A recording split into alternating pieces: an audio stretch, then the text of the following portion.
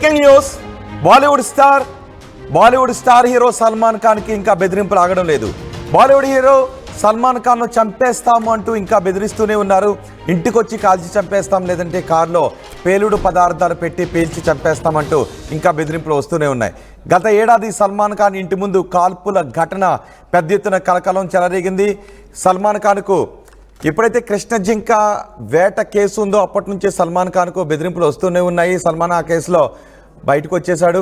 సల్మాన్ ఖాన్ ఒక గుడికి వచ్చి క్షమాపణ చెప్పాలి, లేదంటే అక్కడ ఒక 5 కోట్ల రూపాయలు ఇవ్వాలి సల్మాన్ ఖాన్ అంటూ బెదిరింపులు కూడా వచ్చాయి. లారెన్స్ బిష్నోయ్ నుంచి సల్మాన్ ఖాన్కు తరచూ బెదిరింపులు కూడా వస్తూ ఉన్నాయి. గత ఏడాది సల్మాన్ ఖాన్ ఇంటి ముందు కాల్పులు చోటు చేసుకున్నాయి. ఇప్పుడు మరోసారి సల్మాన్ ఖాన్కి బెదిరింపు మెసేజ్ వచ్చింది.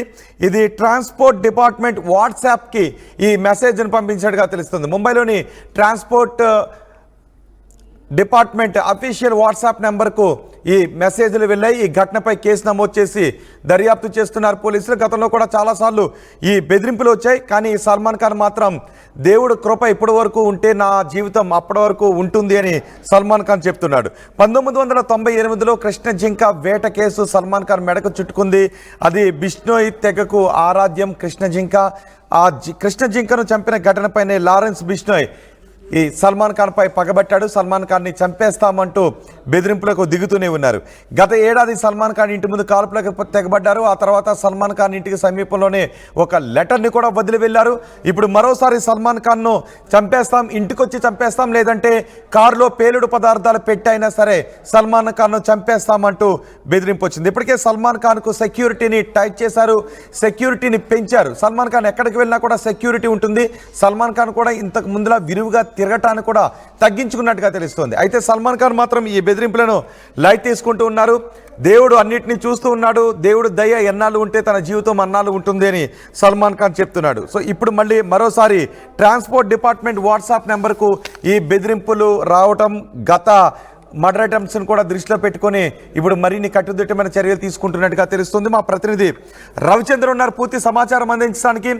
రవిచంద్ర, ఇప్పుడు వచ్చిన ఈ బెదిరింపు ఎక్కడి నుంచి వచ్చింది అనే వివరాలు ఏమన్నా తెలిసాయా? ఈ బెదిరింపుతో ఎటువంటి యాక్షన్ తీసుకోబోతున్నారు పోలీసులు? కొత్త ఏం కాదు, గత కొన్ని సంవత్సరాలుగా ఆయన అనేక రూపాల్లో ఆయన బెదిరింపులు, హత్య చేస్తామంటూ, చంపేస్తామంటూ రకరకాల విధాలుగా ఆయనకు బెదిరింపు కాల్స్ వస్తూనే ఉన్నాయి. అలాగే లెటర్లు ఇస్తున్నారు ప్రభుత్వానికి, అలాగే పోలీసులకు కూడా. సల్మాన్ ఖాన్ ని హత్య చేయడానికి కుట్ర పన్నుతున్నారనే విషయంలో అప్పుడప్పుడు కూడా పోలీసులకు సమాచారం అందుతుంది. ఇంటెలిజెన్స్ వాళ్ళు కూడా దాని మీద ఒక కన్నేసి ఉంచారు. అయితే తాజాగా Mumbai transport official WhatsApp group కి ఒక మెసేజ్ రావడం ఇప్పుడు మళ్ళా కలకలం రేపుతోంది. గత కొన్ని సంవత్సరాలుగా సల్మాన్ ఖాన్ కైతే ఈ ప్రమాదం, ఈ థ్రెట్ ఏదైతే ఉందో, హత్య చేస్తాము, చంపేస్తామంటూ ఈ బెదిరింపు కాల్స్ మాఫియా నుంచి వస్తున్నాయా, మరెవరి నుంచి అయినా వస్తున్నాయా, బిష్నోయ్ నుంచి వస్తుందా, రకరకాల విధాలుగా దర్యాప్తు అయితే కొనసాగుతుంది. పోలీసులు అయితే సల్మాన్ ఖాన్ కి మంచి కట్టుదిట్టమైన భద్రత ఇచ్చారు. అలాగే సల్మాన్ ఖాన్ కూడా తన ప్రైవేట్ సెక్యూరిటీని కూడా నియమించుకున్నాడు. ఆయన ఎక్కడికి వెళ్ళినా షూటింగ్ లొకేషన్ లో కూడా ఆయనతో పాటు దాదాపుగా 10 నుంచి 20 మంది భద్రతా సిబ్బంది, ఆయన వ్యక్తిగత సిబ్బంది కావచ్చు, పోలీసుల నుంచి తీసుకున్న వాళ్ళు కావచ్చు, దాదాపుగా 20 మంది వరకు భద్రతా సిబ్బంది అయితే ఉంటున్నారు. ఆయన ఏ ఈవెంట్ కి వచ్చినా కూడా టైట్ సెక్యూరిటీ మధ్య ఆయన బయటకు రావటం అయితే జరుగుతోంది. అయితే సల్మాన్ ఖాన్ ఇలాంటి బెదిరింపులకు మాత్రం ఎప్పుడూ కూడా భయపడలేదని చెప్పుకోవాలి. ఖచ్చితంగా ఆయనకి బెదిరింపు వచ్చిన ప్రతిసారి కూడా ఆయనపై దాన్ని స్పందిస్తూనే ఉన్నారు. నేను ఇలాంటి బెదిరింపులకు భయపడను, ఎంతకాలం నాకు జీవించాలని రాసి ఉంటుందో అంతకాలం జీవిస్తానంటూ ఆయన చాలా ధైర్యంగా ఈ బెదిరింపులను అయితే తిప్పుకొడుతూనే ఉన్నాడు. ప్రస్తుతానికి ఆయన సినిమాల్లో షూటింగుల్లో బిజీగా ఉన్నప్పటికీ కూడా ప్రభుత్వం నుంచి సల్మాన్ ఖాన్ భద్రత విషయంలో మాత్రం కట్టుదిట్టమైన భద్రతా ఏర్పాట్లు అయితే జరుగుతూనే ఉన్నాయి. ఈ రోజు వచ్చిన ఈ వాట్సాప్ మెసేజ్ పై ఇంతవరకు కూడా పోలీసులు అధికారికంగా ఎవరి నుంచి వచ్చింది అనేది ప్రకటన అయితే ఇవ్వలేదు. ఒక మెసేజ్ రావడం అయితే జరిగింది, దానిపై దర్యాప్తు అయితే జరుగుతోంది. బహుశా ఈ రోజు సాయంత్రానికో రేపటికో దానిపై పోలీసుల నుంచి ఒక వివరణ వచ్చే అవకాశం ఉంటుంది. రోహిత్, అంటే గత బెదిరింపులు గతంలో జరిగిన కాల్పుల ఘటన నేపథ్యంలో ఈ మెసేజ్ ఈ బెదిరింపు మెసేజ్ని సీరియస్గానే తీసుకున్నారా? ఖచ్చితంగా ఇలాంటి సెలబ్రిటీల విషయంలో ఎప్పుడు బెదిరింపు కాల్స్ వచ్చినా మెసేజ్లు వచ్చినా దాన్ని పోలీస్ వ్యవస్థ, ఇంటెలిజెన్స్ డిపార్ట్మెంట్ సీరియస్ గానే తీసుకుంటుంది. అది ఎక్కడి నుంచి వచ్చింది, ఆకతాయిలు చేసిన పని, నిజంగా ఆయనపై ఎవరన్నా కుట్ర చేస్తూ ఇలాంటి మెసేజ్లు ముందుగానే లీక్ చేస్తున్నారా అనే విషయంలో దర్యాప్తు అయితే జరుగుతోంది. ఎప్పుడు ఇలాంటి మెసేజ్లు వచ్చినా కూడా పోలీస్ వ్యవస్థ, ఇంటెలిజెన్స్ డిపార్ట్మెంట్ దానిపై కూపీలాగి ఎవరు చేశారు, ఎందుకు చేశారు అనే విషయంలో చాలా కీన్ గా అబ్జర్వేషన్ అయితే చేస్తూనే ఉంటుంది రోహిత్.